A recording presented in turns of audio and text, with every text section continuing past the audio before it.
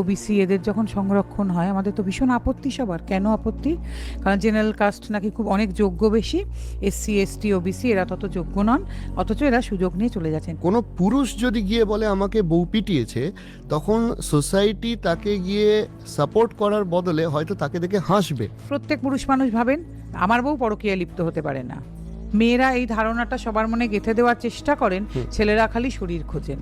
মেয়েরা তাদের আপার portion open করে রিল বানাতে পারেন।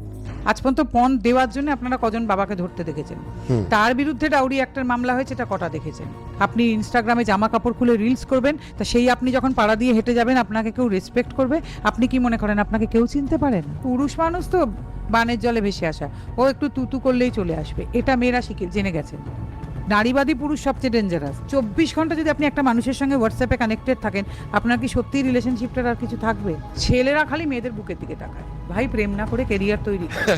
তোমার কাছে যদি ক্যারিয়ার থাকে, টাকা পয়সা থাকে, এরকম অনেক গার্লফ্রেন্ড আসবে যাবে।